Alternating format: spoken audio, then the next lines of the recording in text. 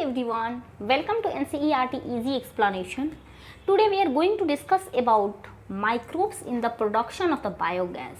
Biogas की production में microbes किस तरह से यूजफुल होता है. This is the part 5th video from the chapter microbes in the human warfare.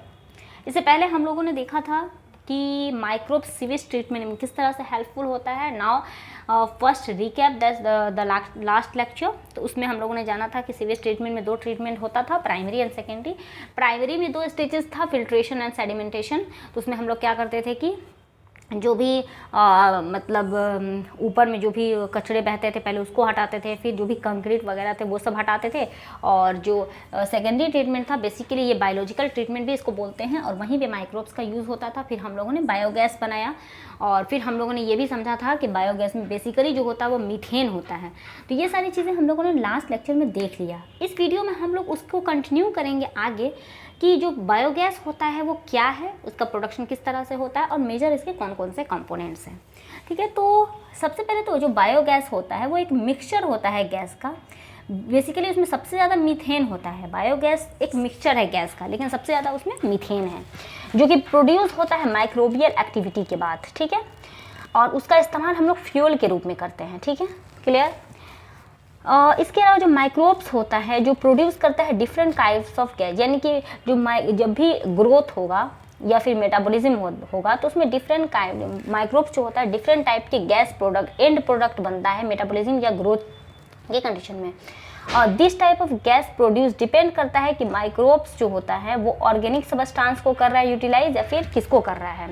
Example के तौर पे seated in the relation of the fermentation, यानी कि अगर डॉ है, चीज़ मेकिंग है या फिर प्रोडक्शन ऑफ बीवरेज है तो जो मेन गैस प्रोड्यूस होता है वो CO2 होता है. कहने का मतलब ये हुआ कि जब भी कोई चीज़ मेटाबॉलिज्म होता है, ग्रोथ होता है या फिर कहीं पे कोई मेटाबॉलिक रिएक्शन होता है तो डिपेंड करता है कि किस चीज़ का मेटाबॉलिज्म हो रहा है. चीज़ का हो रहा है कि डॉ का हो रहा है कि बेवरेज हो रहा है, किस चीज़ का हो रहा है. तो जिस चीज़ का मेटाबॉलिज्म होगा तो अलग अलग तरह के गैसेस बनते हैं. फॉर एग्जाम्पल अगर चीज़ है, अगर चीज़ का मेटाबॉलिज्म होगा तो वहाँ पे जो मेजर गैस बनता है वो CO2 रहता है. However certain bacteria which grow anaerobically, कुछ बैक्टीरिया ऐसे होते हैं जो कि ऑक्सीजन के बिना ग्रो करते हैं ऑन सेल्यूलोजिक मटेरियल पे. अब वो प्रोड्यूस करते हैं लार्ज अमाउंट में मीथेन. एलोंग CO2 और हाइड्रोजन भी रहता है लेकिन सबसे ज़्यादा वो लोग मीथेन बनाते हैं. और इस तरह के बैक्टीरिया को हम लोग मीथेनोजन बैक्टीरिया कहते हैं. कहने का मतलब ये हुआ कि कुछ बैक्टीरिया ऐसे होते हैं जो सेल्यूलोजिक मटेरियल के ऊपर ग्रो करते हैं और सबसे ज़्यादा मीथेन बनाते हैं, साथ में CO2 और हाइड्रोजन भी बनाते हैं. इस तरह के बैक्टीरिया को मीथेनोजन कहते हैं. ठीक है, उसमें कुछ एग्जाम्पल हैं. मीथेनोबैक्टीरियम उसका एग्जाम्पल है. फिर इसके अलावा this bacteria are commonly found in the anaerobic sludge. कहाँ पे पाए जाएंगे? Anaerobic slug. सीवेज ट्रीटमेंट जब मैंने पढ़ाया था तो मैंने उसमें एनएरोबिक स्लग के बारे में बताया था, वहाँ पे ये लोग पाए जाएंगे. ठीक है, this bacteria are also present in the rumen. कहाँ पे पाए जाएंगे? Rumen, a part of the stomach, यानी कि जो कैटल होता है, कैटल का जो स्टमक होता है वहाँ पे र्यूमेन जो पार्ट है वहाँ पे पाया जाता है. Cellulosic material present in the food of the cattle also present in the rumen, यानी कि जो जाहिर सी बात है जो कैटल वगैरह होते हैं यानी कि जो गाय भैंस होते हैं उनके पेट में सेल्यूलोज ही ना, वो लोग खाते क्या हैं? ये पत्ती वगैरह खाते हैं, घास खाते हैं. तो घास में है क्या? सेल्यूलोज है. तो सेल्यूलोज कहाँ प्रेजेंट रहेगा? उसके पेट में प्रेजेंट रहेगा. तो ये बैक्टीरिया कहाँ प्रेजेंट रहेंगे? उसके पेट में प्रेजेंट रहेंगे. तो ये ब्रेक डाउन करेंगे कहाँ? उसके पेट में करेंगे. तो उसका घर कहाँ हो जाएगा मीथेनोजेनिक बैक्टीरिया का? तो जाहिर सी बात है उसके कैटल के पेट में. दिस बैक्टीरिया हेल्प करता है सेलुलोज को अप्लाई करता है, न्यूट्रिशन प्रोवाइड करने में हेल्प करता है. इसके अलावा जो गाय भैंस का जो डंग होता है या फिर जिसको हम लोग गोबर कहते हैं, गोबर में भी सबसे ज़्यादा ये बायोगैस पाया जाता है. गोबर gas generation of the biogas, commonly हम लोग गोबर गैस भी इसको बोलते हैं. ठीक है, biogas plant consist of concrete. Biogas बनाने के लिए जो टैंक होता है उसको वो कंक्रीट का बना होता है. उसकी जो डेप्थ होती है वो 10 से 15 फीट की डेप्थ होती है जिसमें बायो वेस्ट को डाला जाता है और फिर उसके बाद में ये प्रोसेस स्टार्ट होता है. ठीक है, अब देखो यही है बायोगैस का. ये एक बार इस डायग्राम को देख लो. ये है हमारा बायोगैस का. ये जो टैंक तुम देख रहे हो ना ये कंक्रीट का बना होता है, 10 से 12 फीट का होता है. और यहाँ पे हमने डंक वाटर को डाला. उसके बाद में ये इस तरह से इसमें आएगा, डाइजेस्टर रहता है.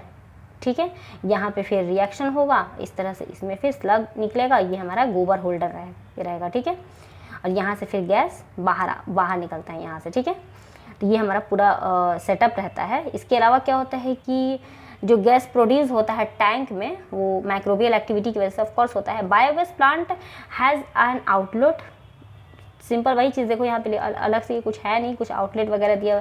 फिर उसके बाद में कैटल डंक जो होता है, कैटल का जो डंक होता है वो अवेलेबल होता है लार्ज क्वांटिटी में। यहीं से बात है, गांव में गोबर वगैरह ज़्यादा होता है, जबकि cattle are used for a variety of purpose. Biogas plant are more often build in the rural area में ज़्यादा होता है, जो कि कुकिंग या फिर लाइटिंग के लिए इस्तेमाल होता है। तो बायोगैस सबसे ज़्यादा कहाँ पे होगा? ऑफ कोर्स गांव में होगा। तो दिस इज़ ऑल अबाउट। हाँ, एक इम्पॉर्टेंट पॉइंट है, उसको पहले देख लेते हैं कि बायोगैस के प्रोडक्शन के लिए, जैसे मैंने सीवेज में बताया था ना, वैसे यहाँ पे भी है कि Indian agriculture research institute, that is IARI, and khadi and village industry commission KVIC, ये बायोगैस प्रोडक्शन के लिए यूज़ होता है। ठीक है, if your school is situated in, अगर तुम्हारा स्कूल, भाई एक कंडीशन है कि गांव में अगर तुम्हारा स्कूल है, it would be very interesting to inquire if there any biogas plant. यानी कहने का मतलब ये है कि अगर तुम्हारा स्कूल गांव में है और आसपास में गाय भैंस का अगर तबेला है, तो वहाँ जाके देखो, तुमको पता चल जाएगा कि बायोगैस किस तरह से बनता है। ठीक है, वो थोड़ा इंटरेस्टिंग है, अगर जाके देखना है तो देख सकते हो। तो this is all about microbes in the biogas production. Now अब इसके बाद हम लोग देखेंगे माइक्रोब्स किस तरह से बायो कंट्रोल एजेंट के रूप में काम करता है। वीडियो अच्छे लगे तो like share and subscribe. Thank you.